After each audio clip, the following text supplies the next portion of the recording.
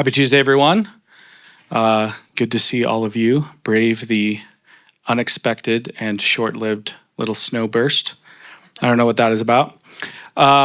So I've reached the age where where all of my doctor's appointments have gotten a lot more interesting and invasive, but where my eye doctor gets a little too excited about dilating my pupils. I don't know if that's an age-related thing.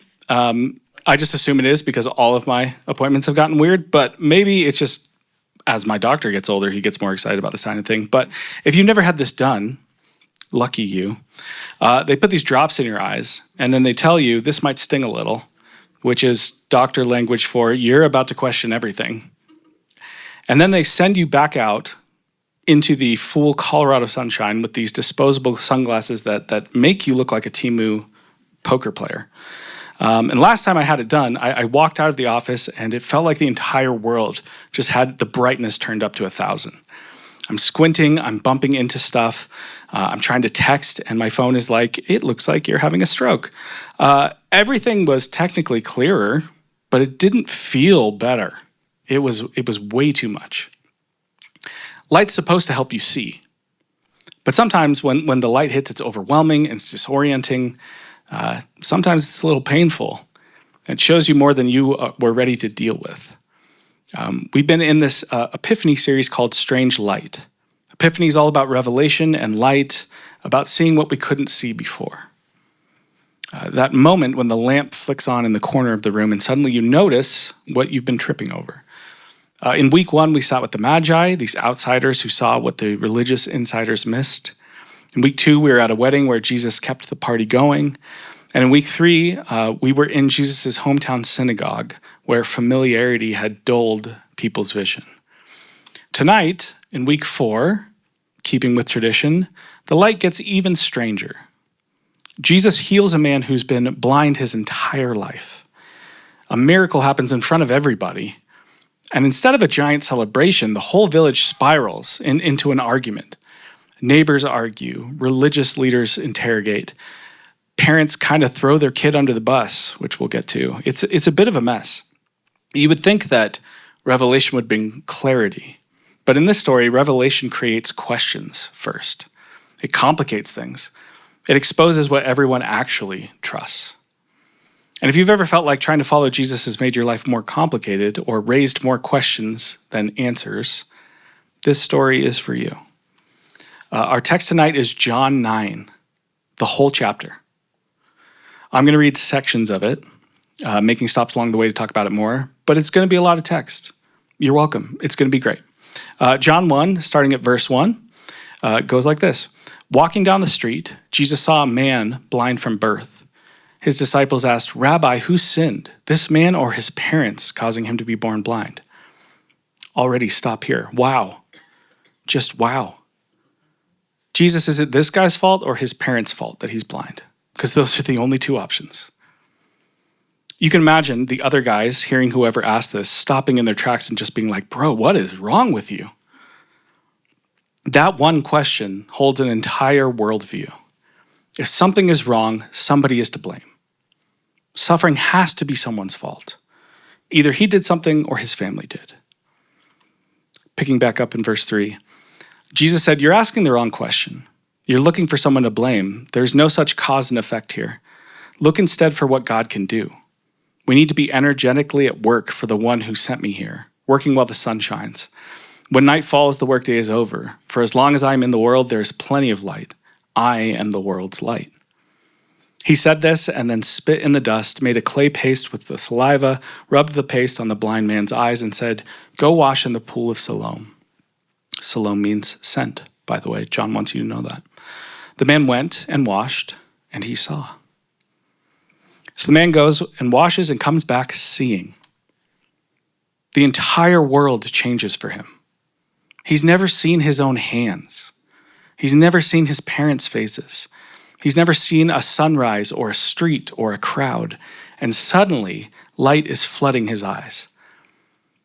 This should be the end of the story, right? Miracle done, everyone high fives and goes home excited about God, roll the credits. Except that's not what happens. The townspeople argue, when they see this man, they argue about whether he's really the same guy. Some say that's definitely him. Others say, no, it's just someone who looks like him, which has to be such a wild experience. This guy is seeing for the first time in his life. He's running into all these people he's probably known all of his life, and they're like, nope, AI, not even the same dude. And he keeps saying, people, like, it's really me. I don't know what I look like, but this is what I look like. Picking back up in verse 10, the townspeople said, how did your eyes get opened? A man named Jesus made a paste and rubbed it on my eyes and told me, go to the Siloam and wash. I did what he said. When I washed, I saw. So where is he? I don't know. They marched the man to the Pharisees. This all happened on the Sabbath. The Pharisees grilled him again on how he came to see. He said, he put a clay paste on my eyes and I washed and now I see. Some of the Pharisees said, obviously this man can't be from God. Jesus can't be from God. He doesn't keep the Sabbath. Others countered, how can a bad man do miraculous, God-revealing things like this? There was a split in their ranks. They came back at the blind man. You're the expert. He opened your eyes. What do you say about him? He said, he's a prophet. The Jews didn't believe it, didn't believe the man was blind to begin with. So they called the parents of the man, now bright-eyed with sight. They asked them, is this your son, the one you say was born blind? So how is it that he now sees? His parents said, we know he is our son, and we know he was born blind, but we don't know how he came to see. Haven't a clue about who opened his eyes. Why don't you ask him? He's a grown man and can speak for himself. His parents were talking like this because they were intimidated by the Jewish leaders who had already decided that anyone who took a stand that this was the Messiah would be kicked out of the meeting place. That's why his parents said, ask him, he's a grown man. The parents are basically like, we love our son, but please don't revoke our Costco membership. Which is probably much more complicated than that. That's not a very charitable reading, but it's where my brain goes when I hear this. They're just like, we don't know, ask him, please. Don't do anything to us. Anyway, picking back up, they called the man back a second time, the man who had been blind, and told him, give credit to God. We know this man, Jesus, is an imposter. And the man responds with one of the best lines in the book of John. Whether he's a sinner or not, I don't know. One thing I do know, I was blind, but now I see. They said, what did he do to you? How did he open your eyes? I've told you over and over and you haven't listened. Why do you want to hear it again? Are you so eager to become his disciples? He's starting to get spicy. With that, they jumped all over him. You might be a disciple of this man, but we're disciples of Moses. We know for sure that God spoke to Moses, but we have no idea where this man even comes from. The man replied, this is amazing. You claim to know nothing about him, but the fact is he opened my eyes. It's well known that God isn't at the beck and call of sinners, but listens carefully to anyone who lives in reverence and does his will. That someone opened the eyes of a man born blind has never been heard of, ever. If this man didn't come from God, he wouldn't be able to do anything. They said, you're nothing but dirt. How dare you take that tone with us? And they threw him out in the street. Later, when he hears the Pharisees have thrown the man out, Jesus finds him and asks, do you believe in the Son of Man? The Son of Man is an ancient title for the Messiah that Jesus uses. The man says, point him out to me, sir, so that I can believe in him. Jesus says, you're looking right at him. Don't you recognize my voice? Lord, I believe, the man says, and worshiped him. Jesus ends with a line that ties this whole story together. He says, I came into the world to bring everything into the clear light of day, making all the distinctions clear so that those who have never seen will see, and those who have made a great pretense of seeing will be exposed as blind. So the person who literally could not see ends up being the one who sees more truth than anyone. And the people who think that they have the clearest vision, the religious experts with the most information, end up being exposed as the most blind. That should be uncomfortable. Because it means true vision isn't about how much you know. It's about what you're willing to face when the light gets close. Let's go back to the very beginning, the disciples' question. Who sinned, this man or his parents, that he was born blind? You and I might not frame it exactly that way, but we do this all the time. We reduce things like this all the time. Something goes wrong and our brains start looking for a culprit. Whose fault is this? Whose fault is this diagnosis? Whose fault is this breakup? Whose fault is this layoff? Whose fault is it that my kid is struggling? Whose fault is this anxiety that I can't shake? Sometimes we blame ourselves. Sometimes we blame our parents. Sometimes we blame God. Sometimes we blame those people out over there. We do this because blame feels more manageable than mystery does. If there's a clear reason, maybe there's a clear fix. Or at least we can tell ourselves a story where we're still in control. The disciples here aren't trying to be cruel. This was a very common belief that people held back then and still hold today. They're trying to make sense of suffering with the tools that they have. They assume this is just a direct equation, like man being blind must equal someone sinned. But Jesus doesn't play along with that line of logic at all. He refuses to reduce this man's suffering down to a simple cause and effect. He doesn't say suffering is random or meaningless, but he rejects the idea that you can just draw a straight line between this disability and someone's personal failure. That doesn't mean it's never true.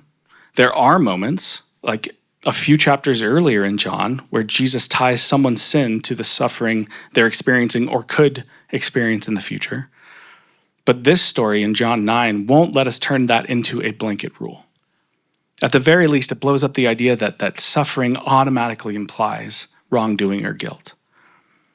Instead, Jesus shifts the conversation from who's to blame to where's God at work? That's really important for anyone who's ever been told that their suffering was a consequence given to them by God to teach them a lesson. Or that their suffering is meant to showcase something about God, like they're just props in some cosmic object lesson.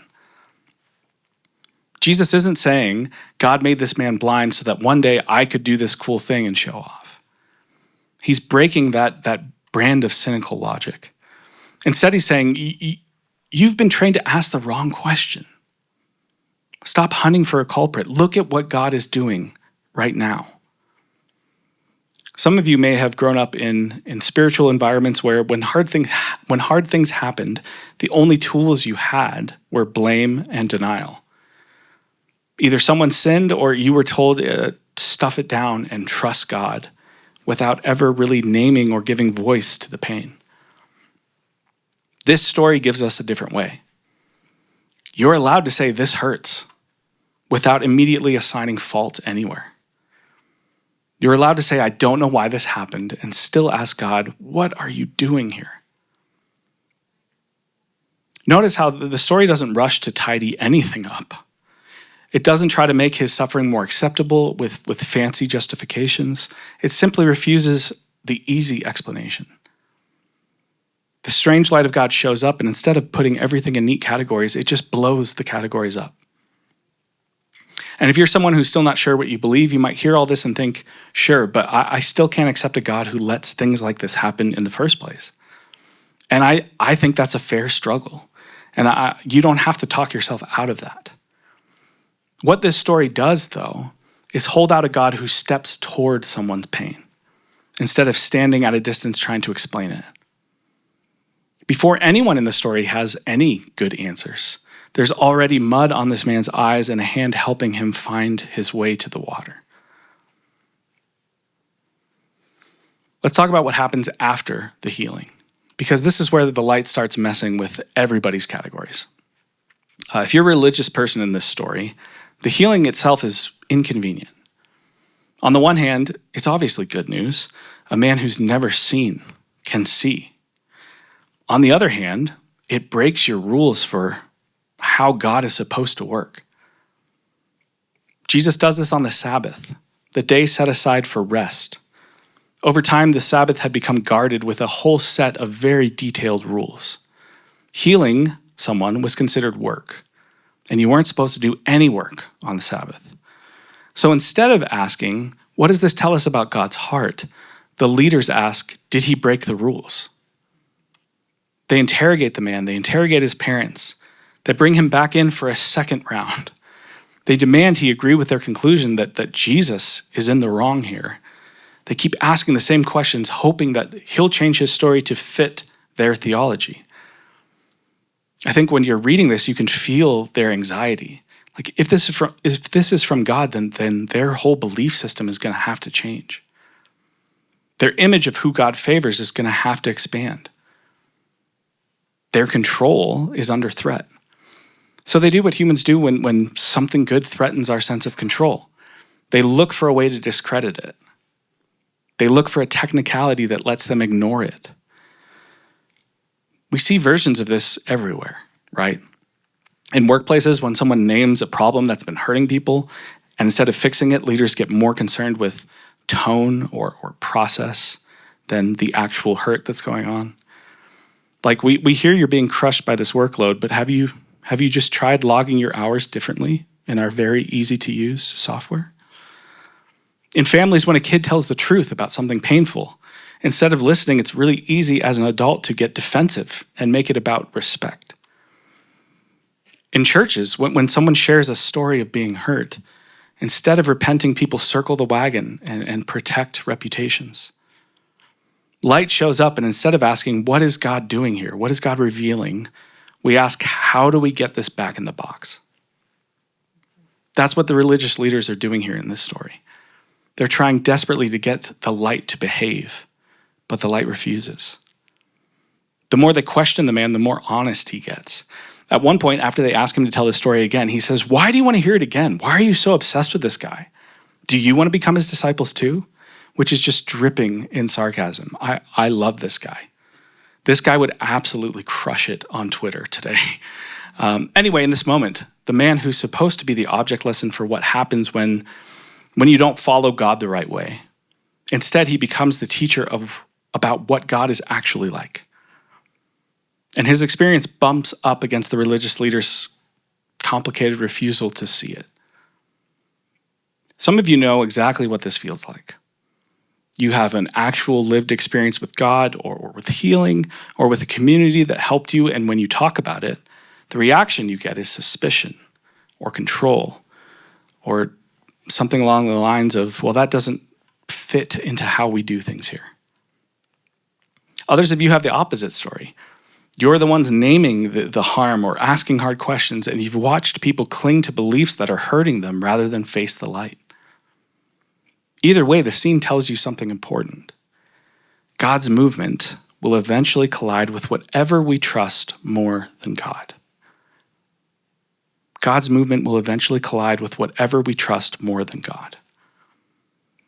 If you trust your theological system more than the actual character of Jesus, if you trust your position and reputation more than the people right in front of you, if you trust your sense of being right more than you trust the slow work of grace, then the strange light of God will feel like a threat and not a gift. Now let's talk about this man himself, because he's the only one in the story whose vision keeps expanding. At the start, he's sitting in the dark, like quite literally. After the healing, when people ask what happens, he says, this man called Jesus made mud, he put it on my eyes, told me to wash, and now I see. Later, when the religious leaders press him and ask what he thinks about Jesus, he replies, he's a prophet. As the conversation keeps going, they insist Jesus can't be from God, and the man pushes back and says, we know that God listens to those who do his will. No one has ever heard of opening the eyes of someone born blind like me. If this man were not from God, he couldn't be doing these things. Then after they expel him from the synagogue, Jesus finds him and asks if he believes in the Son of Man, and he says, tell me who that is so that I can believe. Jesus says, you've seen him, I'm speaking to you right now. And the man says, Lord, I believe, and he worships Jesus.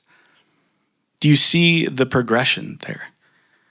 He goes from that guy named Jesus to saying he's a prophet, to saying he must be from God, to calling him Lord. His theology grows as he walks with the light that he has. He doesn't start with a perfectly articulated belief system. He starts with an encounter. Like, I was blind, and now I'm not. That's his anchor. If you're someone in the room who feels like your faith is barely hanging on, I think this really matters. You may feel pressure to have everything figured out, to be able to explain exactly how this all works, or to resolve every tension before you can really believe or really belong. This story suggests something totally different. Faith isn't pretending you see more than you do. Faith is being honest about the light you have and anchoring yourself to it. This guy doesn't know how Jesus fits into all the categories. What he knows is Jesus has moved toward him in his darkness and brought light and brought sight. He knows his life is different now. He knows that whatever God is like, it looks a lot like this man who saw him, noticed him, touched his eyes, and refused to abandon him even when the religious community kicked him out. Now, your version of that might not be as dramatic.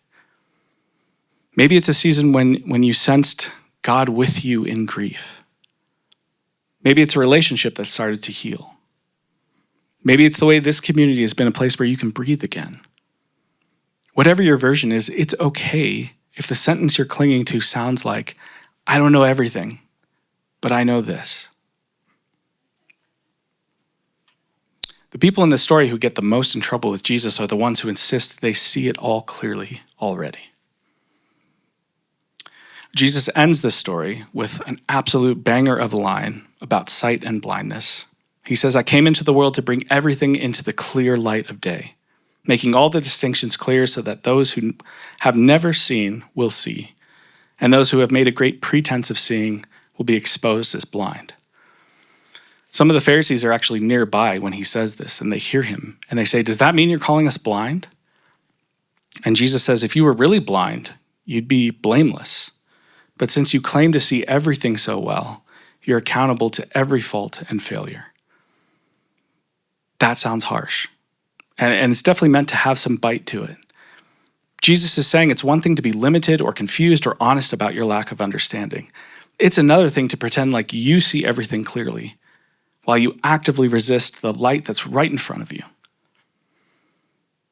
Spiritual blindness isn't about not having enough information. It's about refusing to let the information in front of you change you.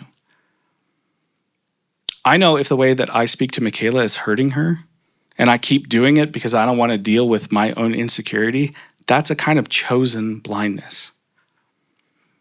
I know if the way my company treats employees is unjust, and I just shrug and say, oh, that's just the industry, that's a kind of chosen blindness. I know if my kid shrinks back every time I raise my voice, but I refuse to deal with my anger, that's chosen blindness. Jesus is incredibly patient with people who are confused and honest and still learning. And he's relentless with people who use religion to stay in the dark. Which brings us back to the series as a whole. This week shows us light can arrive in such a disruptive way that societies and families and churches and even our own inner worlds would rather shut it down than change. Strange light is beautiful, but it's not tame. It doesn't always behave. It doesn't sit politely inside our categories. It shines on places, quite frankly, we'd rather avoid. It loves people we'd rather exclude.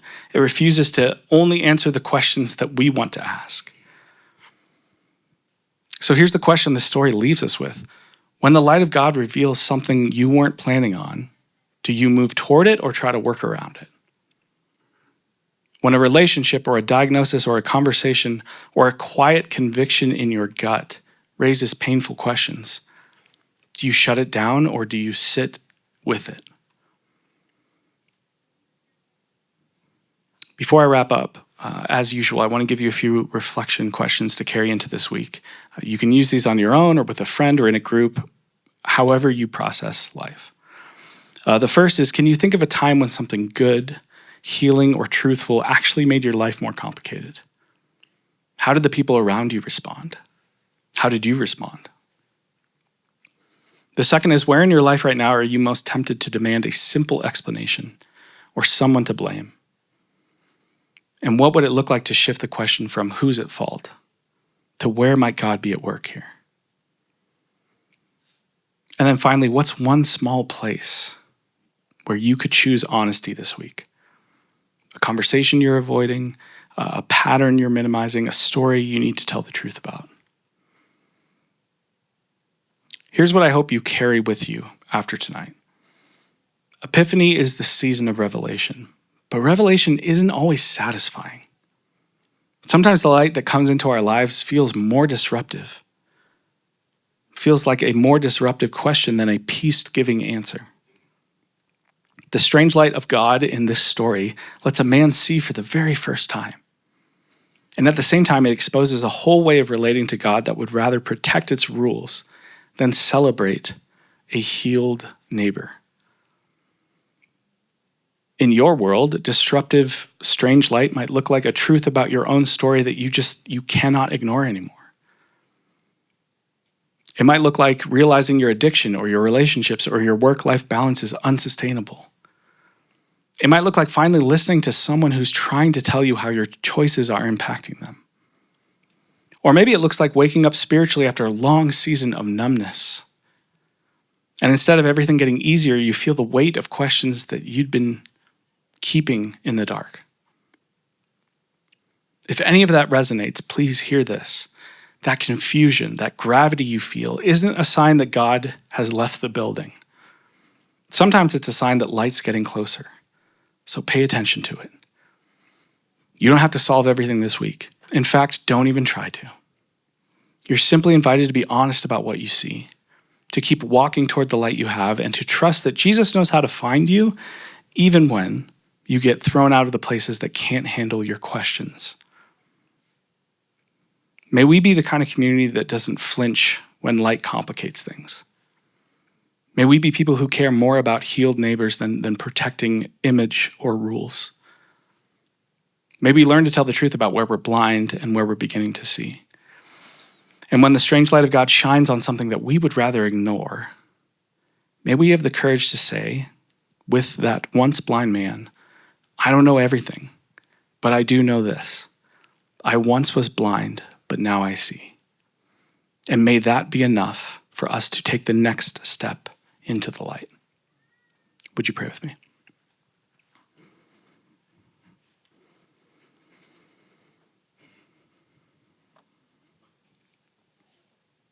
God, thank you that you are good. God, thank you that we don't have to have everything figured out. God, may we have the courage to admit that we don't have everything figured out. May we be people who are looking for what you're doing and where you're showing up, more than trying to figure out how to fix everything. God, may we be people who walk in the light and spread your light in the world. We love you, God. It's in your name we pray. Amen.